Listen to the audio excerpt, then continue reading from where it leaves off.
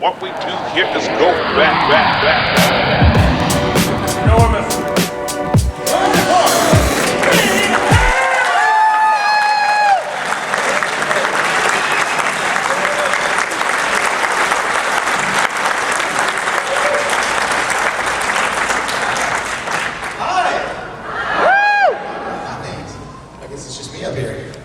Outstanding. How is everybody?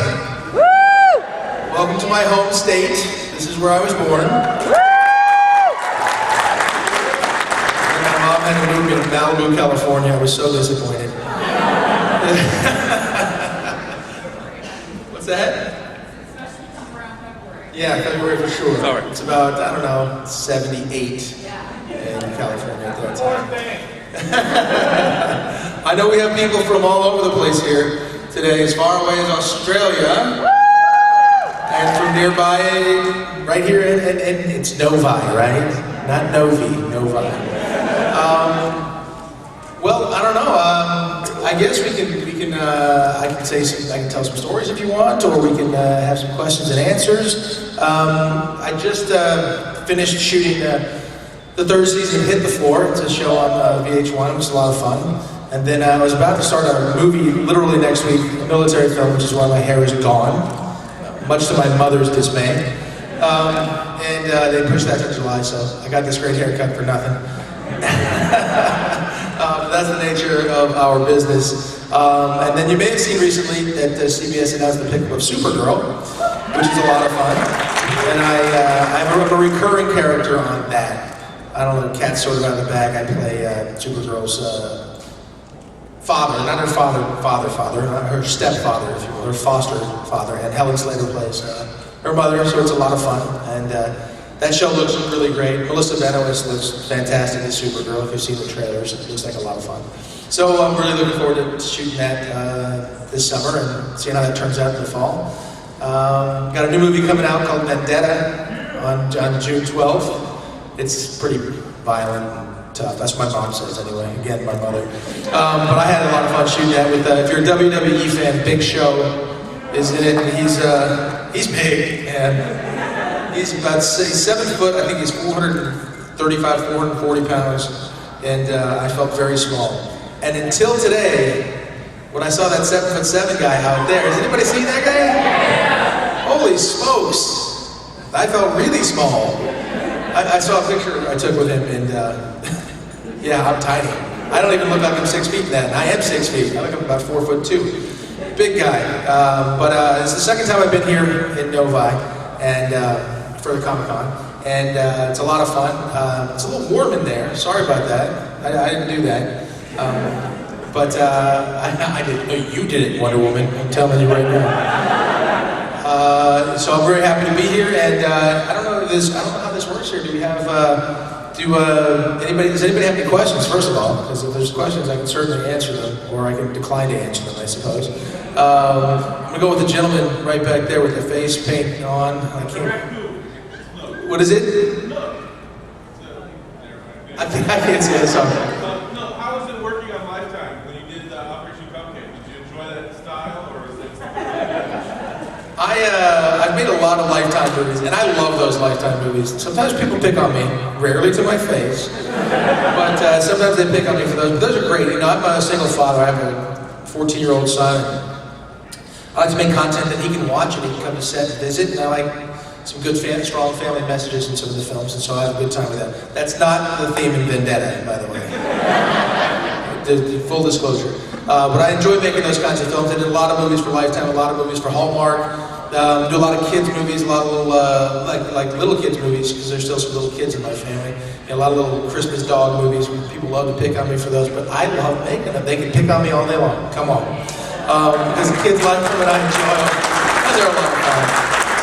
But it's nice to mix it up. It's nice to go and make a $60 million movie. It's nice to make a $300,000 movie. You know? And so filmmaking has changed so much in the last 25 years or so.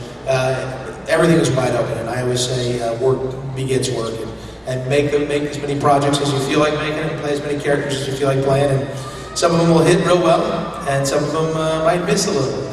I always joke about this. I played Scott Peterson in a film, And I always joke that that's my dating barometer. If a woman says, "Hey, I loved you," and it's Scott Peterson, I'm like, well, we're not going to date because this is not going to work.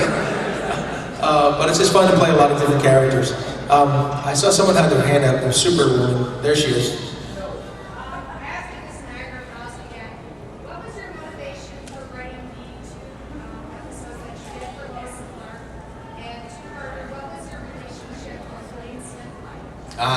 The questions were, well, I wrote 2 episodes of Lois Clark when we were shooting the series. And when you're shooting a show like that, you're on the set literally 18 hours a day. And it seems like you complain, oh, you poor thing, you're on set. 18 hours a day, every day, all day long, it gets to be a lot. So instead of just acting, I started wanting to write and be more involved in the creative process. Christmas has always been my favorite time of the year, so that's the reason I wrote a Christmas episode. And that was a lot of fun. And then I also really like video games. So some people can cheer, some people can hiss at me. But I like video games, I like them a lot. I play them with my son. I'm a bit of a geek, and I embrace that. And so we did a show, Virtually Destroyed, that was sort of inside a virtual reality sort of video game. And that was a lot of fun. And sitting around, I felt like I was doing a lot more by writing episodes of the show, and that was a lot of fun. Lane Smith played Perry White, and Lane was fantastic. He was the veteran actor of the bunch, and if you're familiar with Lane, he passed away a few years ago. Just a wonderful guy. I always try to be a respectful younger actor. Well, of course, I'm not that young anymore, but it depends on with whom I'm working, and be respectful of their experiences and the things they've done. And if you're smart, you listen. And so I try to listen to Lane a lot, and he taught me a lot of things. And it was amazing. I hadn't been as aware of his career then as I've become afterward, because we were so busy, I suppose. But Lane was a great guy, and my favorite Perry White. And that being said, Terry Hatcher was my favorite Lois Lane. I'll be honest. And of course, my Superman was my favorite Superman. I have to say that. Absolutely. Thank you for the question, Natalie. Anybody else have a question? Yes, sir. I'm a big fan of this podcast, and let's tell a story about being in on the show where you kind of deliberately get out of the way and screw with you during the big scene. I'm wondering if I can finally hear your side of the story. Penn Jillette. So Penn Jillette did guest star on Lois Clark, and at that time I was 27 to like 31 years old. Strong, very strong. Penn Jillette weighed at the time, I think, 270. And I had to hold him. I had to pick him up. As far as him messing with me, he was just so funny. That stuff never... I love him, so it was just funny to me. But the part I remember most about Penn Jillette was I had to hold him like Lois Lane. And Terry Hatcher weighed about, 87 pounds. And then I got Penn Jillette, and I felt strong. I could put him over my shoulder, sort of squat him. But to hold him like that, it was the only time in my lifetime, to this day, where I felt the bones in my ankles start to give. They're like, we're not gonna make it. So Penn's actually slimmed down, so I could probably hold him now. But great guy, I love his magic acts, I love his television shows. He and Teller, they're fantastic. I don't remember what he said he screwed with me with. Oh no, he didn't do it intentionally, he just was messing up. He was just messing up. You know what, I don't recall specifically. If I said I did, I'd be a liar, and I don't want to be that, especially to him, because he'll call me out. But hello, Penn. I saw a gentleman, someone else had a question back here. Maybe, yes ma'am. What else? Oh yeah, actually my career began as a writer. When I was graduating college, my father's a film director. And while I was in college, he was making one of his most famous films called Young Guns. He directed and produced that film, and all the kids that I grew up with were in the film. Emilio Estevez, Charlie Sheen, all these kids are in the film and having fun, and I'm still in college. Actually, none of them went to college, but I was in college, and they were making the film, and I went out there, and it was a lot of fun to see them do that. I literally forgot what the question was. What was the question? Oh, nothing. So I was going to go play professional football afterward, and I started doing that. And what my dad kept telling me to do, he said, look, your friends are actors, and these guys are acting, it's good, but if you write, you can always create your own job. You don't need to be going to set, you don't have to do anything. And I'd always been a very good writer. All my English papers and things, he always said, you should write, you should write, you should write. And then he started challenging me to write. He said, here's an idea for a movie. And he made me write the whole thing in a screenplay form. And this is before Final Draft for any of you writers out there. That was a long time ago. And so I had to create my own sort of style sheet and all this stuff. Anyway, I learned the process of screenwriting, and he kept telling me to write. And when I wanted to play professional football, I was going to play professional football during the day and screenwrite at night. And suddenly, football was gone, and so I was just screenwriting. I was screenwriting and doing commercials and things. And at the same time, my screenwriting finally broke, where I got hired by Hollywood Pictures as a screenwriter. I also got hired to play Superman. And they were sort of mutually exclusive. I couldn't do both at the same time to make the deadline. So I went with the easy way out. I went with the actor situation, but I've continued to write the entire time. I'm in the middle of writing something now. In fact, I have a deadline and I'm behind on that one, so that's not good. But I like to write all kinds of different movies. I write behind my father on every picture he does still. I'm his ghostwriter. I just enjoy the process a lot.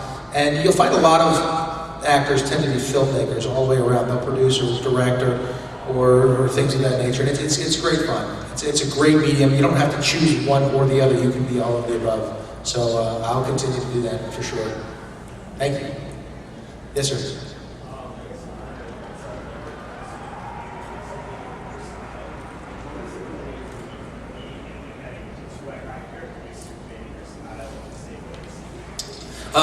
The question was about Chris Kyle, who's an American sniper, Navy SEAL, very good friend of mine. I do a lot of things to support our military, our men and women in uniform, military first responders.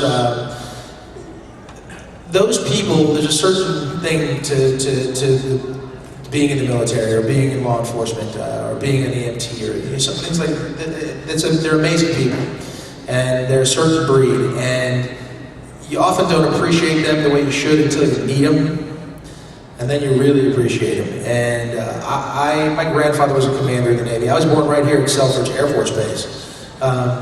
He was stationed up in Mount Clemens at the time.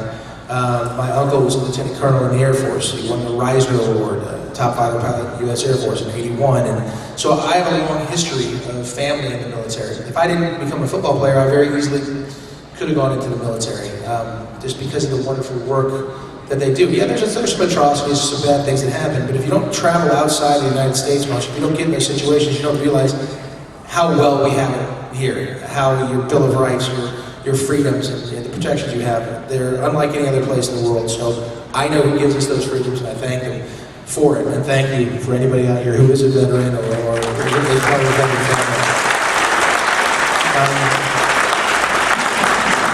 The show I did was called Stars or Stripes, and I had read Chris Kyle's book, American Sniper, beforehand. This is far before it became a film.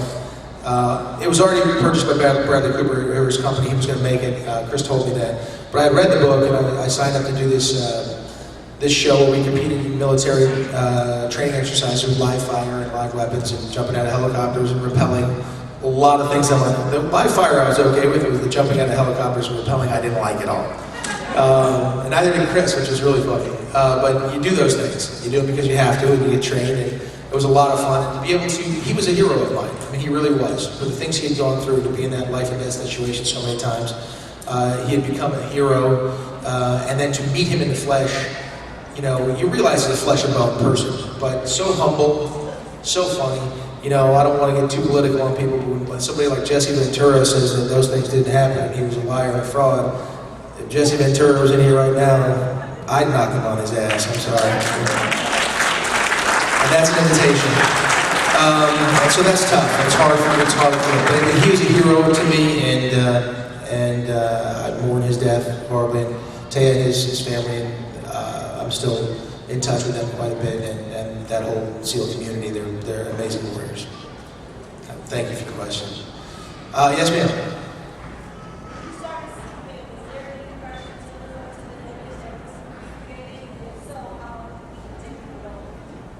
What was that guy's name? No, I'm kidding. She said when I started Superman with the pressure to live up to Christopher Reeve and the image he created. Christopher Reeve was my Superman. no question. And he's still to this day, when I think of Superman, I think of Christopher Reeve. Because he really was. He was an amazing guy. And people said that his story was a tragic story and the things that happened to him. I have to kind of argue the opposite and say it was a story of amazing triumph, because what he did, the way he reacted to such a tough situation was incredible. Wow. All right. I didn't see her before. That's fine. Thank you. All right. Thank you. So Christopher Reeve was my Superman, and fortunately, the way that Deborah Joy Levine, who created Lois Clark, she designed the script and did things, it was different. It was a completely different incarnation. Clark Kent character was the main character, and he was much more like the George Reeves character from the earlier Superman series. And the Superman character, for me, I had to play it like Christopher Reeve, I have to admit. I completely and liberally sort of stole from him because that was my image of Superman. So that's kind of the way I played it. I played Clark Kent like George Reeves, and then I played Superman like Christopher Reeve, and of course I wasn't so good at doing either one, so it became my own. But that's it. I didn't feel, pardon me? Oh, thank you very much. Thank you. I really enjoyed it. It was an amazing role to be a part of, to sort of start my career with, and I embrace it. You know, people say, well, they get mad when they call you Superman. Somebody, you're walking along the street, they're like, hey, it's Superman. I'm like, yeah, that's just terrible. Yeah, it's awful. It hurts my feelings, you know. I don't like hearing the Scott Peterson thing. I'll hear Superman all day long. So it's a great character, and I embrace being part of the lore, and that's why it's fun to go and play Supergirl's foster father. You know, that's a lot of fun, and it was fun to go in Smallville and fight Tom Welling. I have to tell one Tom Welling story. I've told this before, but so we're shooting the show and we're doing things, and get to the finale where he has to come in and save the day. And we all had to move very slowly because he was going to super speed through things and get over to this, I don't know, this electrical panel or something. And so we're rehearsing, and he's cruising through and going, shh. I was like, Tom, we don't make sound effects, man. Come on. It was rehearsal. He was just a lot of fun, and those guys had it down to a science. They did 10 years on that show, and they did a great job. So that was a lot of fun to play that character as well. But I love being part of that whole world. And now, what about DC Comics and television? They're killing it right now. It's great. It's a lot of fun to watch. Arrow and Flash and now Supergirl. It's a lot of fun. There's another one. What's the new one? There's Gotham. That's which is also it's a little darker. But there's a new one coming out. Legend of Tomorrow. That's it. I'm excited. It's fun. There's also an animated thing called DC Girls that I'm now voicing Jonathan Kent on as well. Why do I have to be the dad already? I'm not ready for that. Anybody else have any questions? Oh, yes, I'm sorry. The young man first. What is my favorite video game? All right, you won't tell anybody? Okay. My favorite video game is World of Warcraft. I waste copious amounts of time on World of Warcraft. My son got me into it, and we actually used it as a way to communicate when I go away to shoot a film or something. I'd be gone for like a month in Bulgaria, and he's back in Los Angeles, and I would get up early or go to bed late, whatever it happened to be, so that when he woke up, I could play online with him for about an hour and talk to him. Otherwise, you know, as a parent, you get those phone calls. Hey, how you doing, buddy? Good.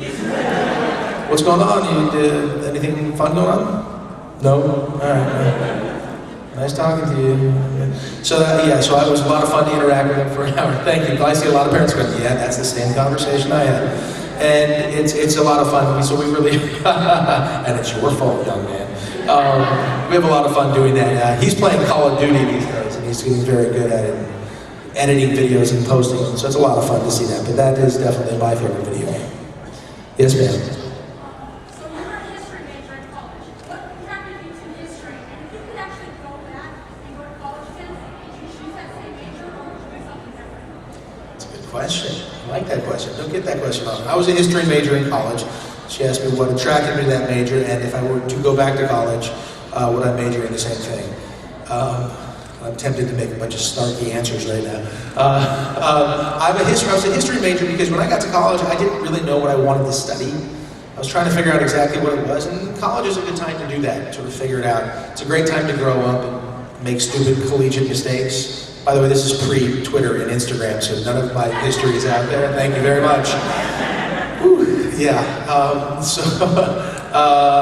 History to me, I almost was an English major, but I didn't want to dissect every word of the language and this and that. It sometimes started to feel sanitary to me. One of my favorite writers is Hemingway. And he says, you know, the man cried, and I get it, you know, and I know because it comes after all this whole description, and, you know, it makes it simple. Now, Scott Fitzgerald went to Princeton, and he would say it would be 3 pages about the man crying, and I could have gotten it in 3 words. And so it was a different style. So English didn't really do it for me. I certainly wasn't a math major, it wasn't going to be that, or engineering. But stories, I loved stories, and history is just a great story. And if you can study history, and you learn why, not so much the dates and this and that and this, that's not what it's about. It's about cause and effect. What happened here? What made everything change here that everyone decided to do this? What caused this? So that's what interests me. So I wouldn't change a thing. I wouldn't change it at all. I would still be a history major. And I would, you know, the funny thing is now, if I went to college, I'd pay a lot more attention in class because it's more interesting to me. Then, when you're in college, you know, you're just trying to get through the classes, I suppose, and sometimes you find something really interesting. So I live really close to Pepperdine University, so I'm going to go in there and start auditing some of their classes, I suppose. I have to. Now I want to learn. College is wasted on the young. Sociology. That's complicated. People are complicated. Yes, sir.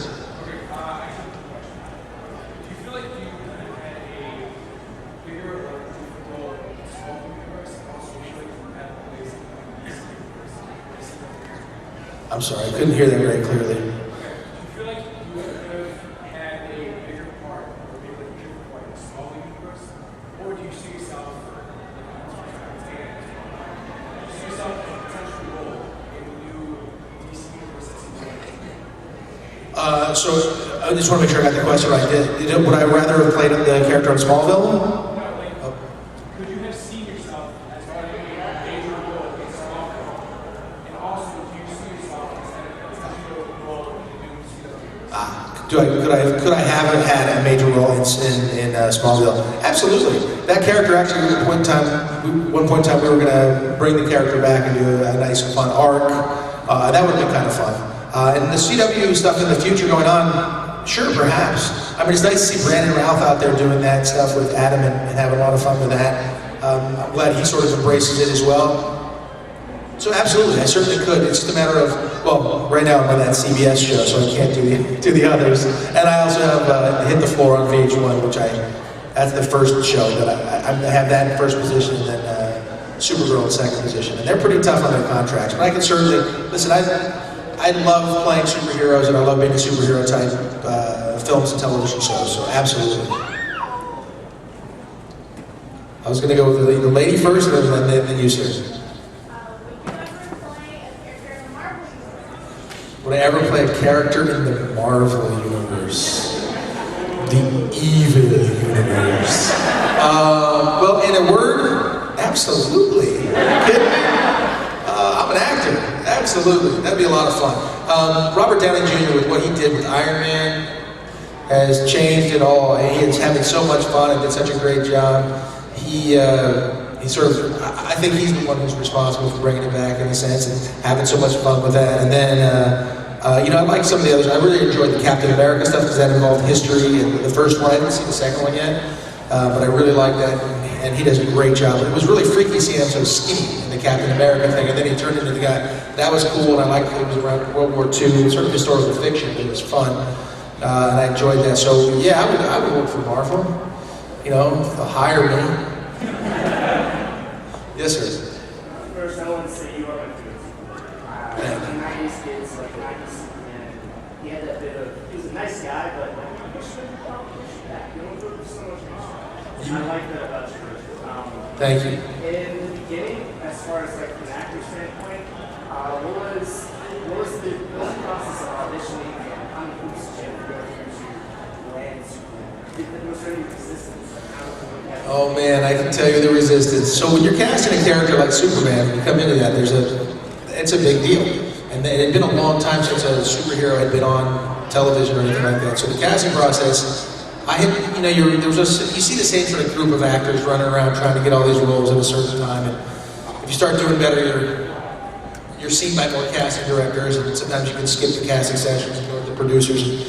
And that particular role, so Superman, I got the Lois Clark script, I read it, and it's pretty good. I think I got this character, it's more about the guy. And so I went in and read for the producers. I was the first person the producers saw, just the first actor, the first morning. And I'd read the script the night before, and I got in there. There's a guy named Robert Butler, he was known as, if he did the pilot, if he directed the pilot, then you knew the show was pretty much going to go to air. He did it for Hill Street Blues and a whole bunch of different shows. Just a really great filmmaker. And I walked in there with him and two other people, and I said, I read it last night, and I think maybe I had a different take on it. He goes, okay, let's see it. We did the reading. Okay, thank you. I turned around and walked out. That was it. And usually you hear within a couple days, it went well, they want to talk to you more, they'll see you back. I didn't hear anything for weeks. I was like, well, that's just another one, because you'll go on 3, 4, 5, 7 auditions in a week, if you're lucky, and if you're getting seen. And then I was at a party and somebody said, oh, hey, my friend works in casting over at, it was Lorimar Television at the time, before it became Warner Brothers, and he said, they really like you for that Superman thing. I was like, I thought that was gone. And next thing I heard, I was coming back in for it, and they were starting to they were bringing in 5, 6, 7 Superman, 10 Loises, and we were trying to, mix and match. And I worked with a girl named Paula Marshall. She was great. She's gone to do some great stuff. And we were doing these chemistry reads. It was getting easier and easier for me. And then one night, they were supposed to like whittle it down to just a couple of us. And then instead, they sent a new scene out. And I was like, wow, we're jumping through hoops left and right and center. We did 5 auditions, I read the new scene, and the new scene was Lois was intoxicated, and she finally decides it's time. So she comes into Clark's house and is ready to just go there. And Clark, being the moral man he is, says she's drunk and it's not appropriate, but he wants to so badly.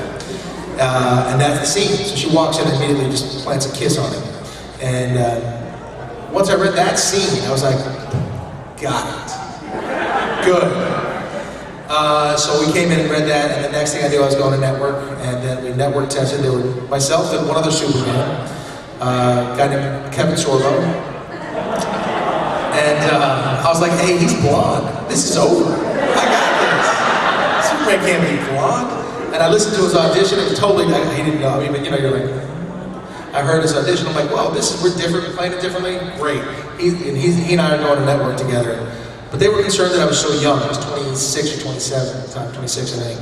And and even when I started doing the show, people were like, "Oh, you're a Superboy." I'm like, "No, I'm a man." Okay? I'm a man. So we had the network session, and that went well, and I ended up getting the role, and that was on a Thursday.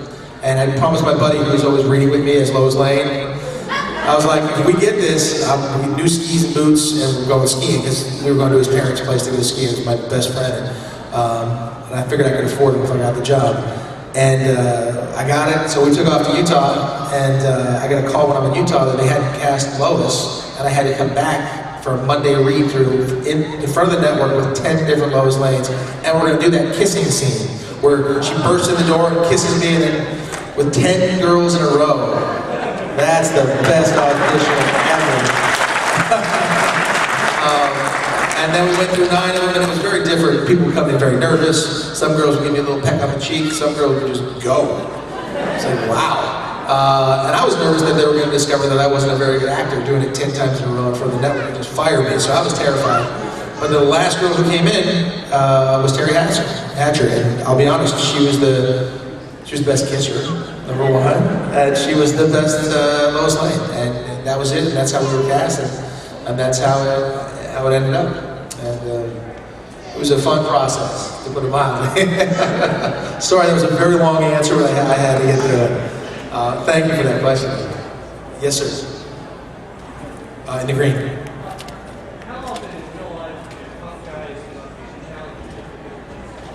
How often in real life? How often in real life do I get punk guys coming to challenge me? Because not often. Because if you know a little bit about me, I don't back away from too many challenges. Also, I'm smart enough to know when to turn around and get out of Dodge. So, but no, it doesn't happen very often. And usually I have a great group of friends, guys like Chris Kyle. So if someone ever came up to me and was like that, they go, well, you know what? Why don't you get through us first? And so they watch your back. And so it doesn't happen often. It probably happened more often when I was younger, but I won't cop to any of that. Did you have a question?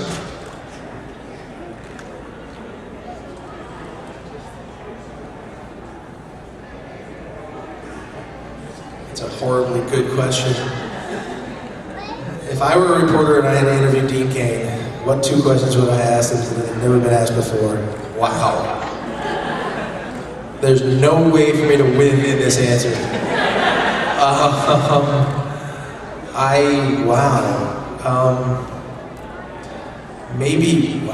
I just can't win in this. I don't know the direct answer to that, but I would probably ask questions that, because you get a lot of Superman questions as an actor, and that's what most people know me from.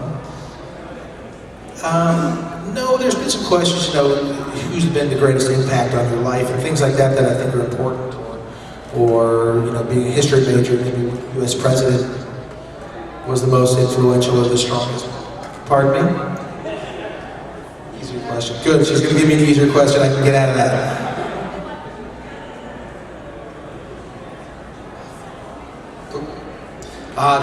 So when I was 3 years old, I moved from Michigan to Los Angeles. And so do I have any memories of my childhood here? Yes. I have one very clear memory. My older brother, he's 2 years older than me, and the girl next door, it's always the girl next door, isn't it?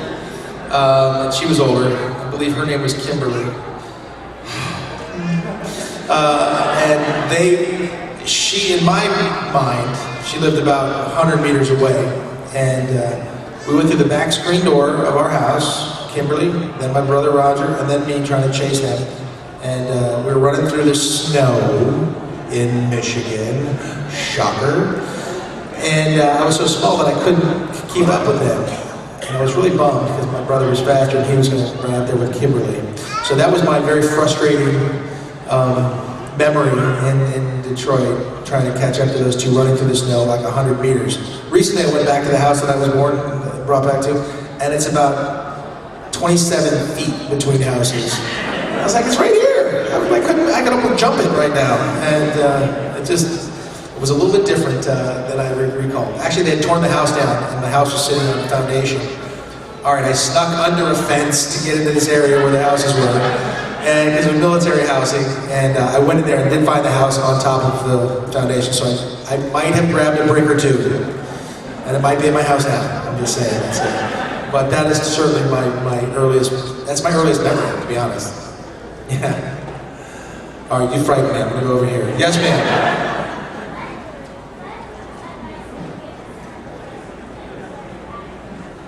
That's a great question. Young Daredevil. Are you Daredevil? Because I can't see. I see. Deadpool.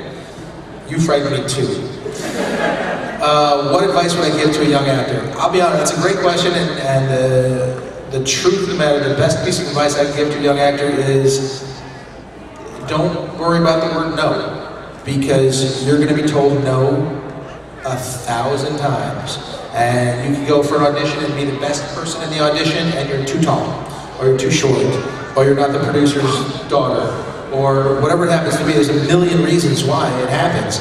And so as an actor, just keep going. If you really truly love doing it, just keep doing it. Keep doing it. Keep doing it. And that's the best advice I can give you. You have to have a thick skin. Don't take it personally, but keep doing it.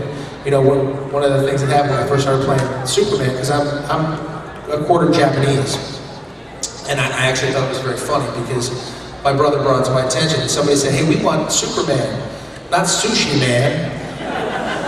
And I was like, wow, that's crazy. But, you know, there were people very unhappy because I was quarter Japanese playing Superman. I thought it was one of the funniest things I had seen. But, you know, that people are going to do that. That's something I tell my son now is, even online, like all of the kids are online, and people say the meanest things in the world on Twitter and Instagram, and they just flame up on people. There's nothing that I ever would post on Twitter or Instagram or anything that I wouldn't say to somebody's face. And that's the difference. And so my son does things that way. And as an actor, it's tough because people are going to ridicule you. There's a joke. It goes like, how many actors does it take to play a role? 100.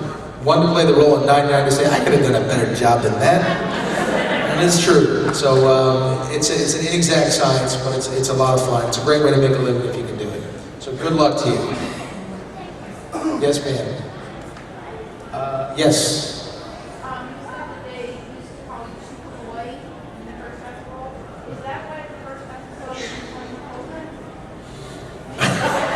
Whoa. She said they used to call me Superboy when I first got the role, and she asked why, is that why in the first episode I had no clothes on? I was trying to show I was Superman. I was trying to make that distinction right there. I didn't write those first few episodes. I didn't have much creative control, so no, it was when, I guess because I was so young, being 27 and playing the role, I was the youngest they'd ever seen, and so I guess that's why they called me Superboy. Or my youthful face, my youthful appearance, perhaps. Yes.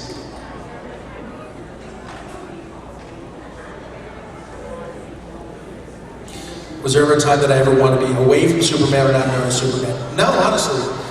It hasn't stopped me from working. It's a role that, when I first got the role, my buddy turned to me and said, we're sitting on this chairlift that first weekend we went away. He goes, man, you are forever going to be known or linked with Superman. What does that feel like? And I was like, weird? I don't know. I don't know what it feels like because it's not real. It's like being a parent for the first time. You're going to have a child. How does that feel? I don't know. Until you do it, you don't know what that's like. And so I love it. You know, I mean, you hear some actors, you know, get very angry about that. Don't call me Ross. My name is David Schwimmer. No, man, you're Ross, and you're awesome. I embrace it, you know, and I'm not saying David did that. I just use him as an example. Although, no, I'm just kidding. You know, so when you know those iconic roles, listen, we do it. All actors and everybody, oh, you talking about Captain Kirk over there? Yeah. You know, it constantly happens. And maybe the only time it could be a little bit of a negative thing is when I play sports, because it's a lot expected of you if you're playing Superman. You know, I'll come up, put a shot up, and somebody's locking my shot, they're like, get that out of here, Superman! All right. So that does happen.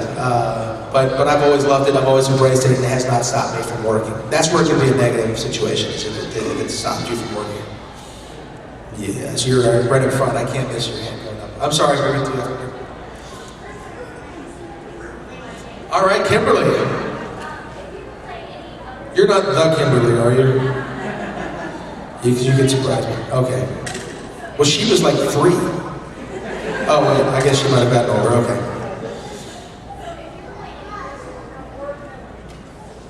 Oh. If I could play any other superhero or villain, which one would I play besides Superman? I gotta be honest, after seeing the Captain America movie, I would love to play Captain America. That was awesome. Or even his buddy. I was like, that's a movie I watched and I was like, I wish I was in this movie.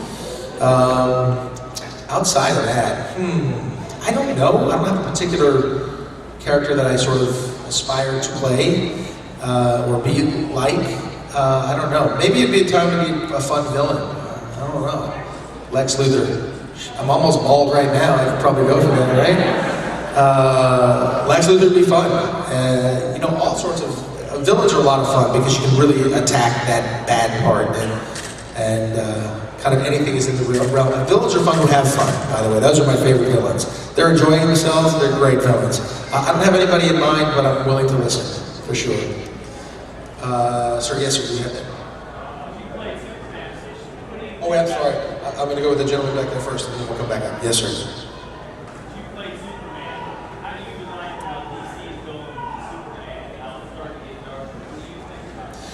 How do I feel about the DC, the direction they're taking Superman, the darker direction? I thought, You know, I thought Henry Cavill did a very nice job of playing the character. Completely different incarnation than anything we ever did on Lois Clark. Lois Clark had a lot of humor, and it had a lot of romance. I don't think those things existed in the last Superman film at all. So they were certainly going a different way. It wasn't that they were trying for those things, they were trying for that darker thing. I thought it was pretty interesting. You know, one of the things about the character that I played is he would have done anything, including sacrifice himself, before people would get killed. So it was very strange in this last Superman film to see them throwing each other through buildings where you know thousands of people are losing their lives, and then to have him snap the guy's neck at the end, you just figure Superman would step in front of it or do something different, you know, than that. So that was a little bit different. But they had some really great iconic images. They did a great job telling the story. It's not my favorite incarnation, I suppose, maybe because I come from the Christopher Reeve world. But I'm really anxious to see Batman versus Superman. I mean, or Superman versus Batman, whatever it is. Whenever it comes out, I hope it comes out while I'm still here, because they keep moving that sucker back. I always say that the Batman versus Superman, if it was for that title, it's like a short, because it's like, here's Batman, here's Superman. Over. Right? Call me crazy. I'm sorry.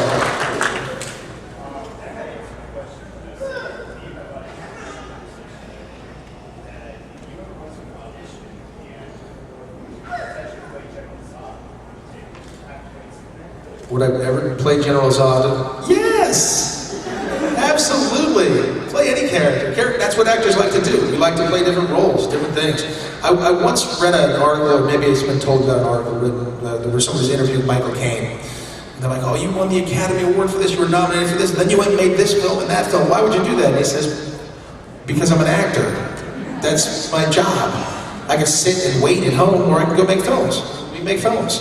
So I really believe that films are, you know, careers are made on hits, and, you know, doing a film like God's Not Dead that I did, very small film, who knew it was going to make hundreds of millions of dollars? You don't expect that, but you never know which films are going to hit, which ones are going to miss. You make a big budget studio film and it can flop. You just don't know. So I like making all kinds of different films, playing all kinds of different characters. Yeah, I'd play General Zod in a heartbeat. I'd want to win, but he rarely wins. Yes, ma'am.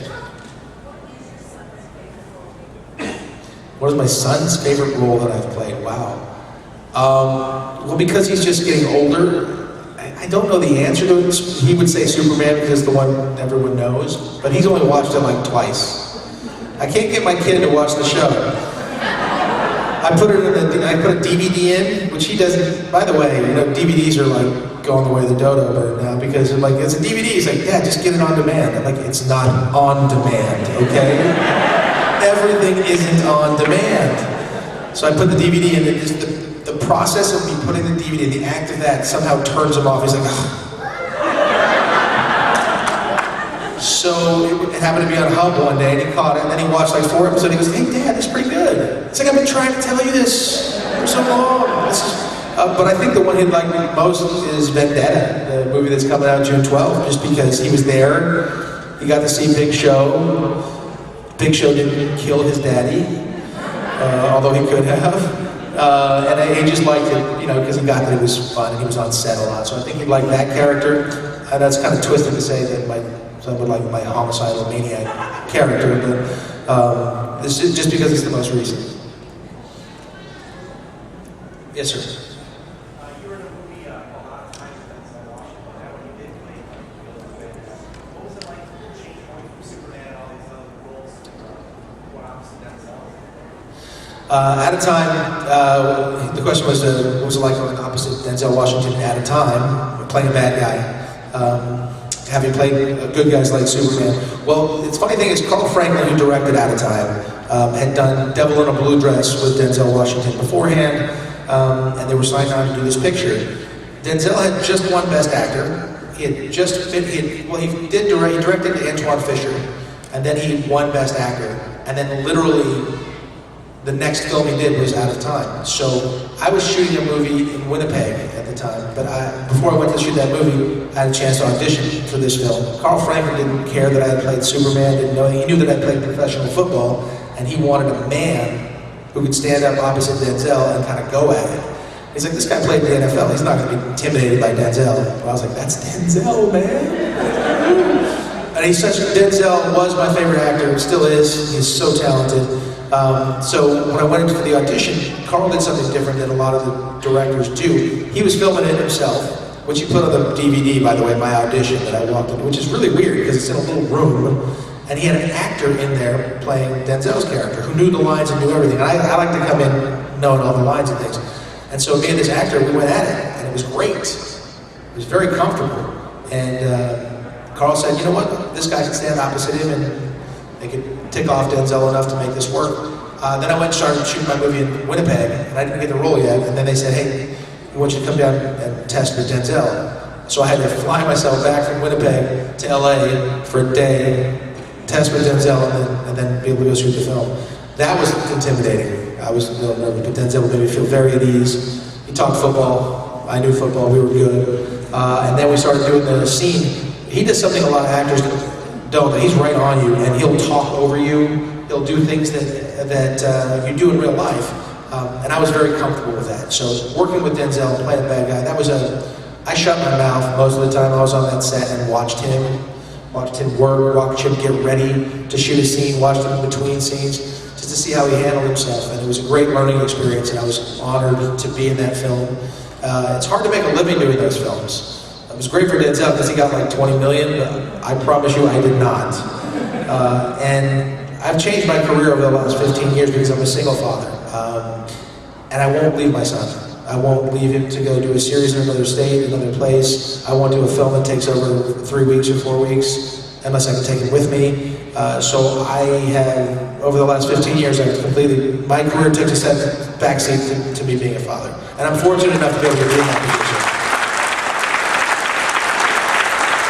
And it's lucky. I know I'm lucky to be able to do that, be able to make the choices based on him first, because most families can't do that. So I applaud everybody out there who is a parent, because man, that's hard work. Woo! I've seen a lot of you out here with your kids at this. Man, much respect. Because it's wild out there. It's fun, but it's wild, and it's hot in there, and kids are running around, and then you got that 7'7" guy. I mean, that can frame a child to death. Yes.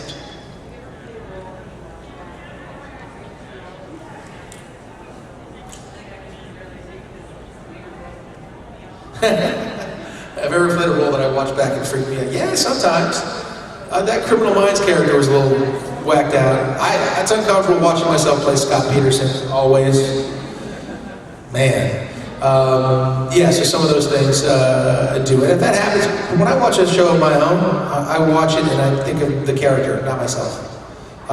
So that's fun to be able to do. I see everybody's trickling out of here. We're getting to the end of the thing. No, I wouldn't. No. It's you. Where are you going? Where are you guys going? Get back here. Sorry. Yes, ma'am. What is my favorite period of history? Well, I mean, I would rather be alive no other time than right now. This is an extremely exciting time with our technology and things that we can do. Because I took my comprehensive exams in war and diplomacy, I find World War II, that era, to be fascinating. So that was my favorite area of history. And I haven't really studied World War II to the degree that I really wish would have the opportunity. So that'd be a great area to study. And there's still a couple of veterans alive from that time, and it's just an amazing time. That's fun to study, but as far as being alive, I would rather be alive at no other time than today, without a doubt. Yes, ma'am.